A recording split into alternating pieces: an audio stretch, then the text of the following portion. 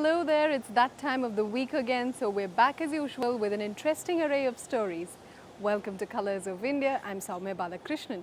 Let's take a quick look at the main stories. This week we begin with a rendition of Kathak, move on to the making of sculptures, and close the deal with the big Mango Mania.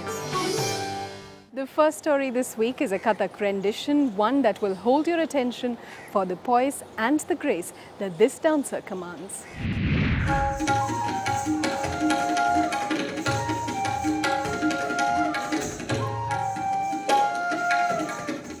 Classic, an organization promoting Indian classical music and dance, had their 15th annual festival, where they brought out the many flavors of our Indian classical clan.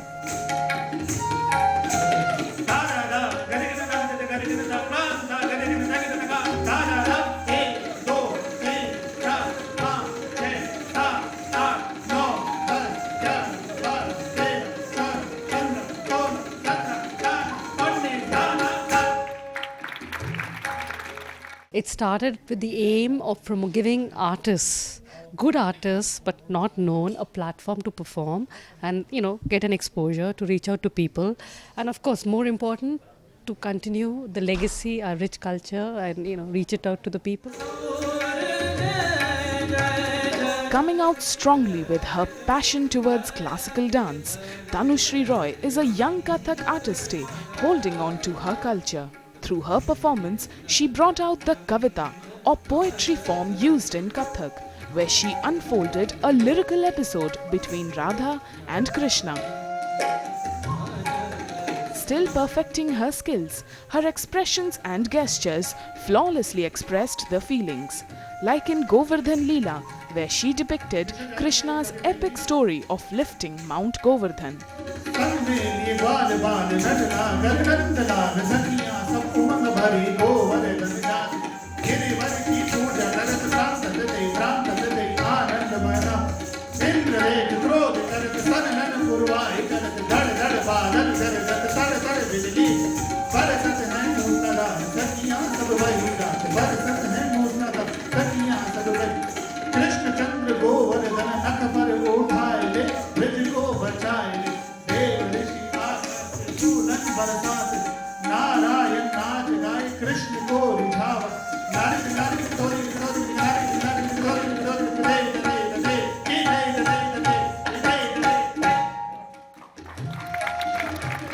A lot of people from our age group, they're losing touch from our culture, our heritage, which is so important for us. And it's really good that people are going into Western dancing. I myself have joined dance walks. So you do that, but don't lose touch of what you're known for, what you feel.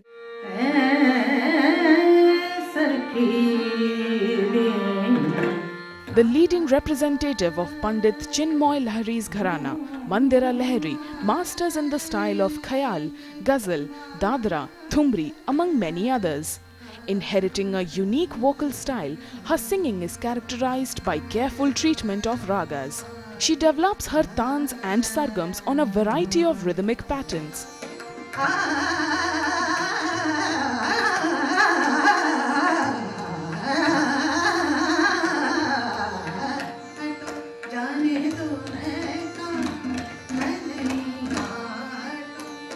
She presented Rag Shuddh Kalyan in Vilambit, followed by Teen Tal, a composition of Guru Chinmoy.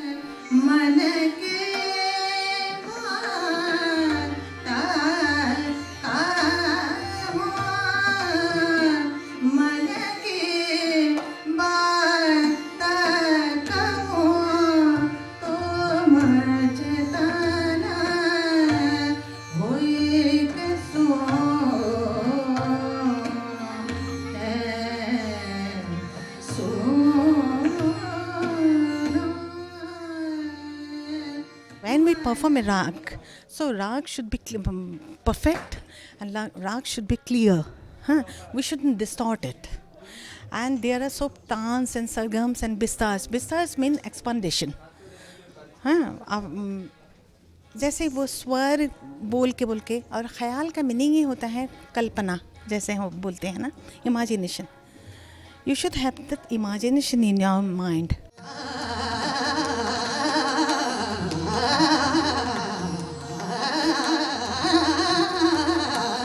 Ending it with a light thumri on Ragadesh, she maintained her octave throughout the performance. Her voice was indeed a delight to the audience.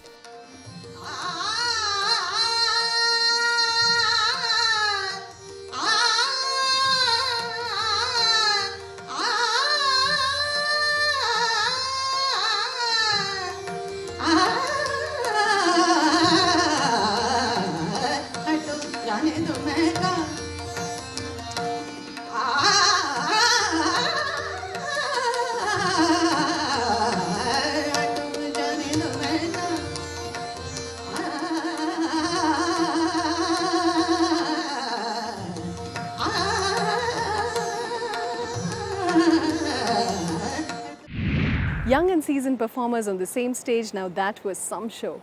Moving on, one of the key players in our nationalistic movement was the Indian Railways, and a photo exhibition organized to mark the 160th anniversary of the Railways was definitely a tour and a lesson in history.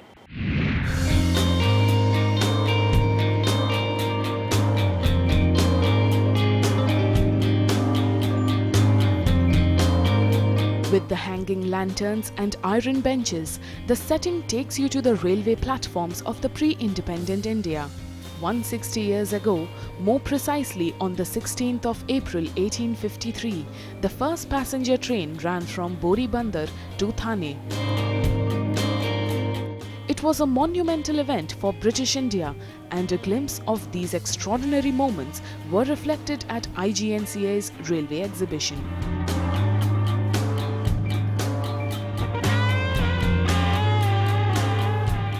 Rail का जो system है वो शुरू से ही बड़ा important रहा है. जब भाप के इंजन चलते थे, स्टीम लोकोमोटिव चलते थे, तब से लेके और वो कन्वर्ट होता रहा. स्टीम से वो उसमें डीजल इंजन में कन्वर्ट हुआ, फिर इलेक्ट्रिक इंजन में हुआ, और आज मेट्रो भी जो है वो सबसे सेफ़ और सबसे अच्छा पब्लिक ट्रांसपोर्ट सिस्टम है, जिसमें कि मैक्सिमम पब्लिक जो है सफ़र करती है. The Indian Railways has seen it all. The image of trains filled with refugees crossing over the newly formed Indo-Pak border, for instance, is moving. Photographs of Netaji Subhash Chandra Bose, Mahatma Gandhi, Rabindranath Tagore, Jawaharlal Nehru and others with these mega structures showed its worth. Railway में काफ़ी बदलाव आया है. हमारे हिसाब से पहले का ठीक था. अभी जो नई नई टेक्नोलॉजी या मतलब रिजर्वेशन का सिस्टम वगैरह आ गए हैं, पहले इतने ट्रेवलर्स नहीं थे, लिमिटेड थे, जो कि इतनी वेटिंग वगैरह चलती है. वो सबसे मेन फैक्टर है. अभी जो सुविधाएं जो दी गई है, इतने चार्ज वगैरह बढ़ गए, उसके बावजूद भी मतलब ट्रेवल नहीं कर सकता है विदाउट रिजर्वेशन. पॉपुलेशन इतनी बढ़ गई है, ट्रेनें भी बढ़ी है पहले से.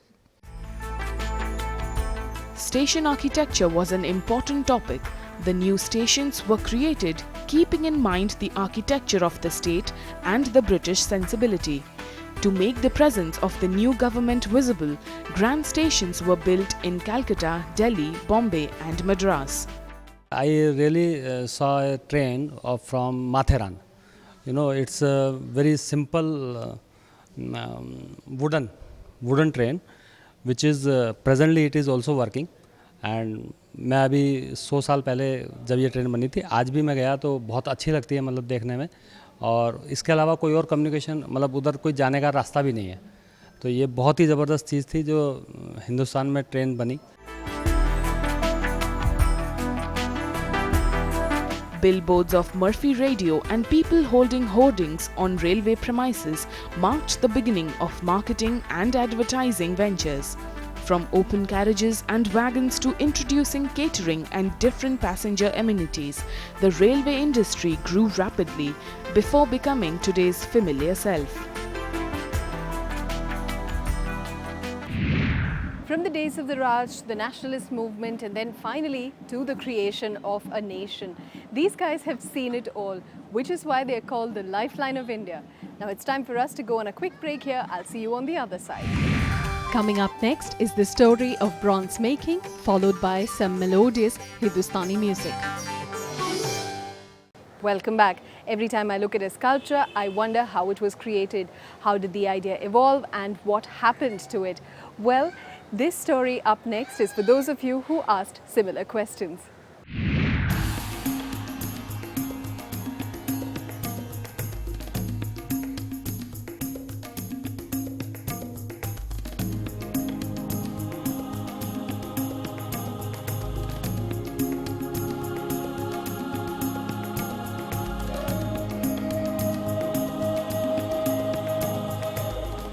In the far outskirts of Delhi is a foundry run by Pankaj Guru and his father.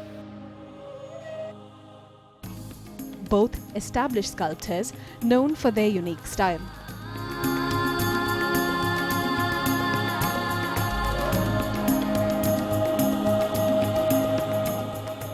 When it comes to working with bronze, I am told that until the final mold is broken, anything can happen.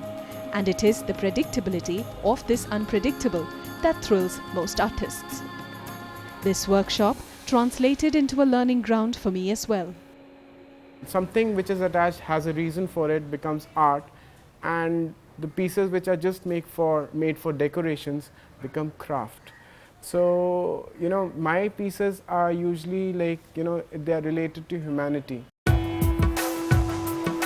The process of metal casting is a 4,000-year-old technique, and though the quality of the materials have improved, the process itself hasn't changed.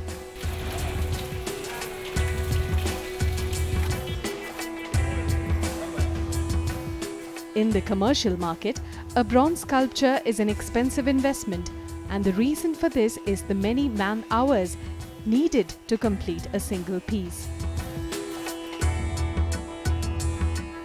Back in the foundry, the artist begins his labor of love. First is the creation of a hollow clay model on an armchair or a flat resting body. Attention has to be paid to the smallest of details because this sculpture is the positive.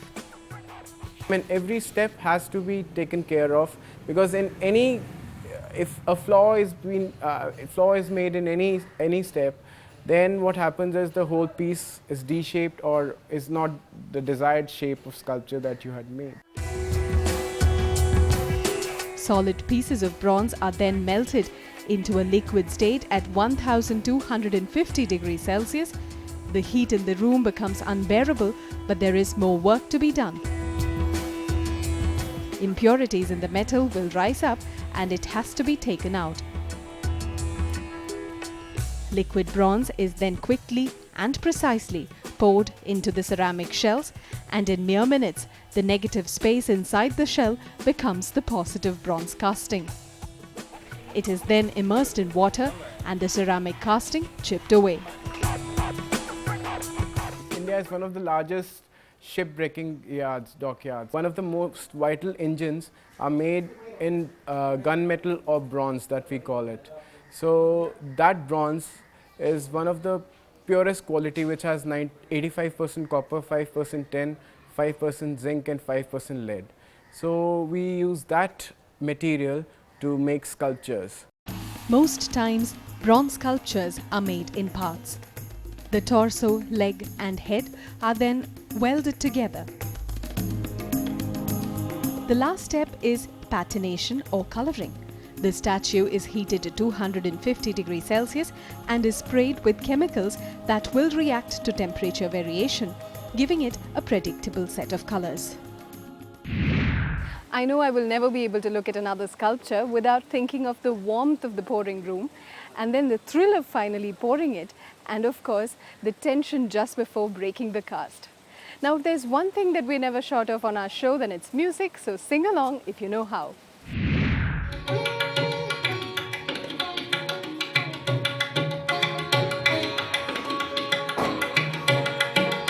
Pandit Ravi Shankar believed that small but regular sessions of music and dance in the traditional Baithak style will help preserve our culture. And it is this thought that drives Ragi Sri Foundation.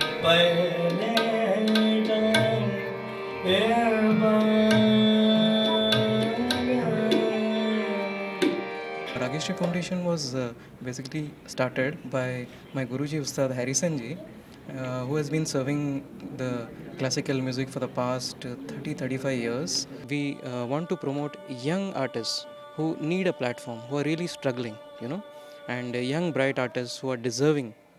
And we have given awards to senior artists, and we want to hold programs of young artists along with senior artists so that they get the audience also. Talented young artist Shahbaz Hussain is passionate about his music. Trained in the Rampur Sahaswan Gharana, he sings intricate rhythmic patterns with a full-throated voice, like this piece on Rag Puriya Dhaneshri.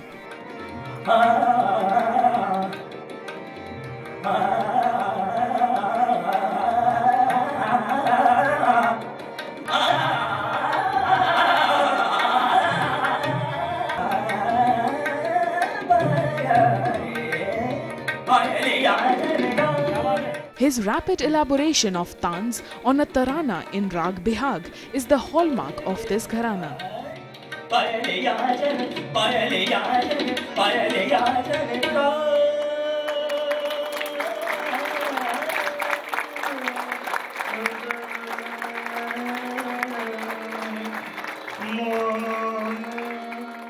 जो हमारे घराने की परंपरा जो चली आ रही है, मैंने वही सीखी।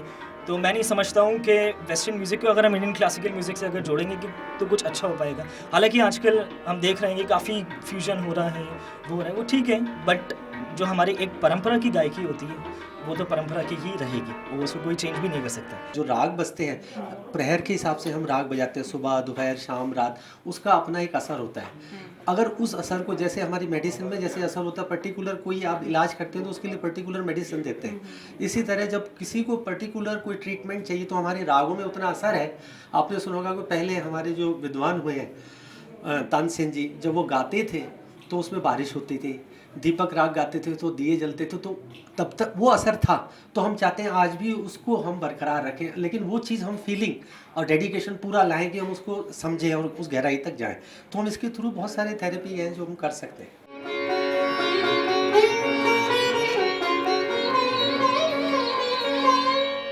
The musical chords of the sitar call out for instant attention. And Pandit Lalit Kumar's rendition of Rag Rageshri was no different. With Satish Kumar on the tabla, the evening soon evolved into a harmonious musical affair.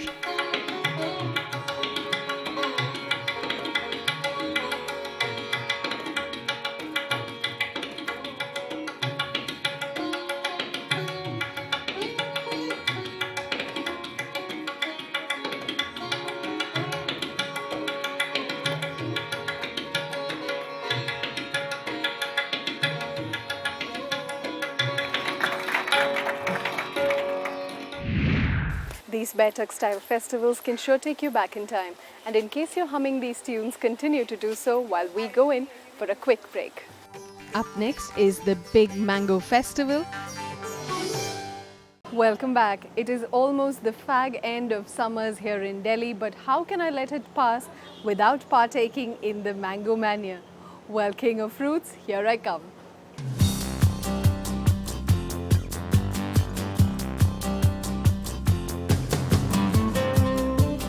Contrary to my food experiences, today I'm here just to take in the Mango Mania. The government of West Bengal, along with Delhi Hut, have organized a mango festival, and here all you can do is hold these golden goodnesses in your hands and make tough consumer choices between Lakshman Bhog, Himsagar and other pleasant sounding names.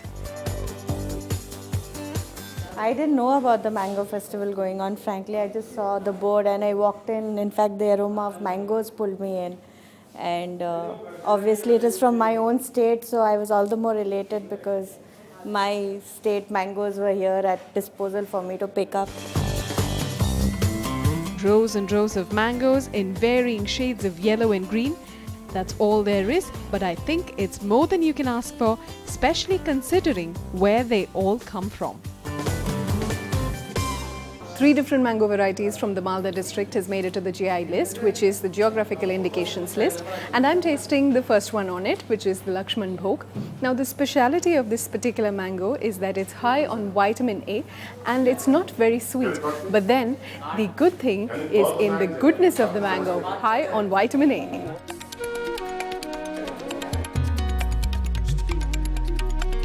Of the 3 variations of Malda mango, Lakshman Bhog, Fasli and Himsagar, which made it to the GI list, the most popular is the Himsagar. The yield was good this year and quite a lot of them have made it to this festival, much to the delight of mango lovers. And if luck is on your side, they might just allow you to taste a teeny tiny bit.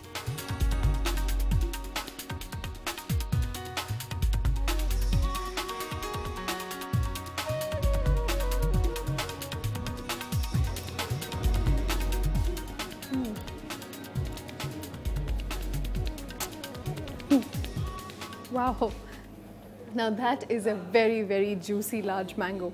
This is the Himsagar, which is a variety that is available only in West Bengal. And when I said I was coming here to cover the West Bengal Mango Festival, I had orders from people at work telling me to bring back packets and packets of Himsagar. So this is that particular mango. It's really huge and sweet, and this defines the taste of West Bengal mangoes.